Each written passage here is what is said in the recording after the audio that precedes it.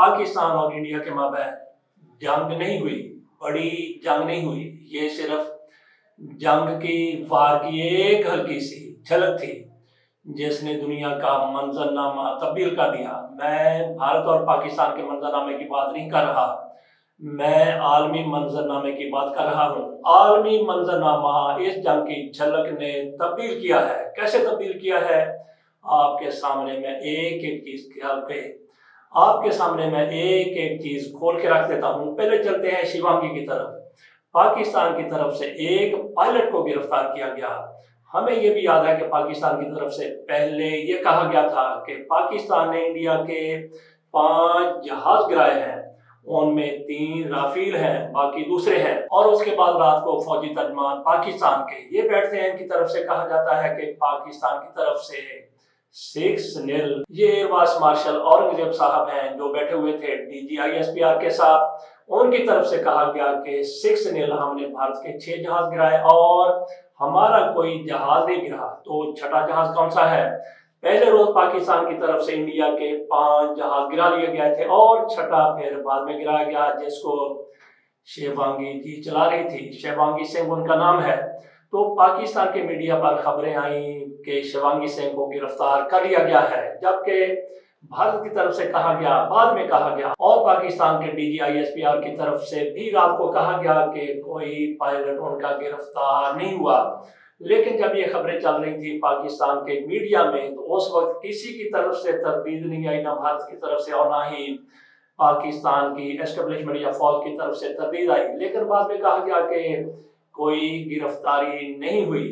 तो भारत के जो फौजी कमांडर है उनकी तरफ से कहा गया कि हमारे सारे पायलट वापस आ गए। 5 इंडिया के जहाज पहले रोज गिराए गए थे और एक जहाज आखिरी रोज जंग की झलक के दौरान गिराया गया, जिसकी पायलट ये मोहतरमा गिरफ्तार हुई। तो इस हवाले से अब ये कहा जा रहा है मीडिया पर, भारतीय मीडिया पर भी और पाकिस्तान के मीडिया पर भी, खसूसी तौर पर जब ये अहमद शरीफ चौधरी साहब की तरफ से कहा गया कि ये सिर्फ मीडिया पर चलने वाली खबरें हैं, तो अब ये कहा जा रहा है, कहाँ पे कहा जा रहा है? जिससे बात करो वो एक ही बात करता है कि पाकिस्तान ने शिवांगी को गिरफ्तार किया था। लेकिन उसके बाद में भारत कदमों में गिर गया अमेरिका के और पाकिस्तान के भी। अमेरिका की तरफ से कहा गया कि रहने दे, इससे भारत के पल्ले कख नहीं रहेगा, कुछ नहीं रहेगा। तो पाकिस्तान की तरफ से उनकी बात मान ली गई। बर्तानिया में भारत के हाई कमिश्नर की तरफ से कहा गया कि हमने जो टारगेट किए थे उनमें एक बहुत बड़ा दहशतगर्द मारा गया है और उसका नाम है अब्दुल रऊफ और ये मौलाना मसूद अजहर के भाई हैं। लेकिन पाकिस्तान की तरफ से इस बंदे को पेश कर दिया गया। उसने कहा कि मेरा मसूद अजहर के साथ कोई रिश्ता नहीं है, मेरा कोई भाई नहीं है, मेरी एक बहन है। उन्होंने अपने सारे के सारे डॉक्यूमेंट्स और अपने इंटरव्यू के साथ कह दिया कि मैं तो जिंदा भी हूँ और मेरा इस मामले से कोई तलक नहीं है। तो पाकिस्तान की तरफ से सबूतों के साथ ये साबित कर दिया गया कि ये बंदा, जिस तरह से भारत की तरफ से प्रोपेगेंडा किया जा रहा है कि ये दहशतगर्द था और मौलाना मसूद अजहर का भाई था, ये सारा झूठ है और ये बंदा मरा नहीं है बल्कि जिंदा भी है। तो अगर किसी ने सबूत देने हो तो इस तरह से सबूत दिए जाते हैं। सवाल यहाँ पे ये है कि ना ही पाकिस्तान की तरफ से शिवांगी को मीडिया पर दिखाया गया और ना ही इंडिया की तरफ से शिवांगी को मीडिया पर दिखाया गया। अगर शिवांगी इंडिया में मौजूद है और वो गिरफ्तार नहीं हुई तो अब तक इंडिया को चाहिए था, बल्कि इंडिया ने यह करना था कि अपनी इस पायलट को दिखा देना था। लेकिन उनके पास उनके पायलट है नहीं, वो पाकिस्तान के पास है और पाकिस्तान के पास कब तक रहेगी, पाकिस्तान इस हवाले से क्या सौदा करता है, ये अभी देखना है कि पाकिस्तान इसको किस तरह से इस्तेमाल करेगा।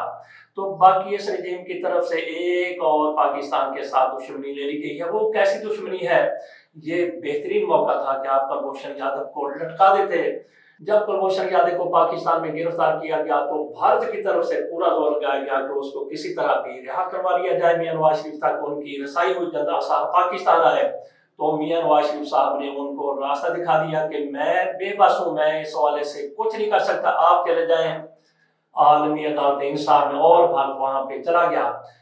आज कुछ माहिरीन कहते हैं कि पाकिस्तान को उस अदालत का बाइकाट करना चाहिए था। बहरहाल पाकिस्तान के पास एक बेहतरीन मौका था जब पाकिस्तान और भारत के दरमियान कशीदगी ऐसी इंतहा को पहुंची हुई थी।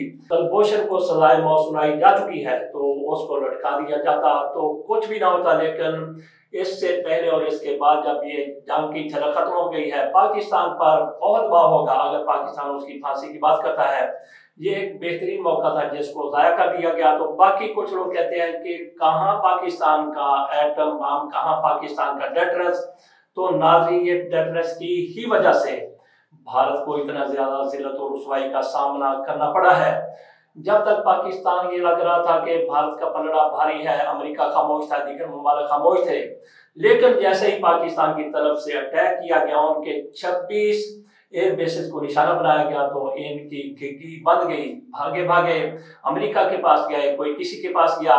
تو امریکہ کی طرف سے پھر پاکستان اور انڈیا کے مابین سیز فائر کروا دیا گیا. جو لوگ کہتے ہیں کہ ڈیٹرنس کا کیا اثر ہوا، ڈیٹرنس کا یہ اثر ہوا کہ پاکستان کی طرف سے اعلان کیا گیا کہ رات کے 2 بجے نیشنل سیکیورٹی کمیٹی کی میٹنگ ہوگی. تو اس میں کیا فیصلہ ہو سکتا تھا؟ تو اس سے ان کے 14 طبق روشن ہو گیا کہ پاکستان کچھ بھی کر سکتا ہے. اور پھر ٹرمپ صاحب کی طرف سے اپنے گھوڑے دوڑا دیے گئے. انہوں نے خود بھی، ان کے نائب صدر نے بھی اور ان کے وزیر خارجہ نے بھی اس وقت تک ان کی آنکھ نہیں لگی، ان کو نیند نہیں آئی جب تک انہوں نے پاکستان کو منا نہیں لیا. تو باقی بھارت کی طرف سے کہا گیا، کون سے لوگ ہیں کہنے والے، یہ گورو آریہ جیسے، بخشی جیسے لوگ کہتے ہیں کہ پاکستان منتوں پر آ گیا تھا. ان کو تو شرم سے ڈوب کے مر جانا چاہیے جتنا ان کے ساتھ ہو گیا ہے. تو پاکستان کے جو فوجی ترجمان ہیں ان کی طرف سے واضح طور پر کہا گیا کہ بالکل بھی ہم نے جنگ بندی کا نہیں کہا تھا. اور یہ سارا کچھ بھارت کی طرف سے انیشیٹ ہوا اور وہیں سے منتیں ترلے کیے گئے. نصرت جاوید صاحب کی طرف سے کہا گیا ہے کہ یہ پاکستان اور انڈیا نے بیٹھ کے یہ طے کیا ہے کہ ہم نے جنگ بندی کرنی ہے. تو اس حوالے سے وہ کہتے ہیں کہ میرے پاس ثبوت ہے کہ کس نے، انڈیا کے حوالے سے وہ کہتے ہیں کہ کس طرح سے وہ پاکستان کے نیچے لگا، کس طرح سے وہ پاکستان کے ترلے کر رہا تھا. انہوں نے کہا کہ اگر انڈیا اس بات کی تردید کرتا ہے تو پھر میں بتا دوں گا کہ کس نے فون کیا تھا، کس کا فون آیا تھا. تو یہ نصرت جاوید صاحب کی طرف سے اپنے آرٹیکل میں آج جو شائع ہوا ہے اس میں ان کی طرف سے کہا گیا ہے. بات ہم کر رہے تھے ڈیٹرنس کی.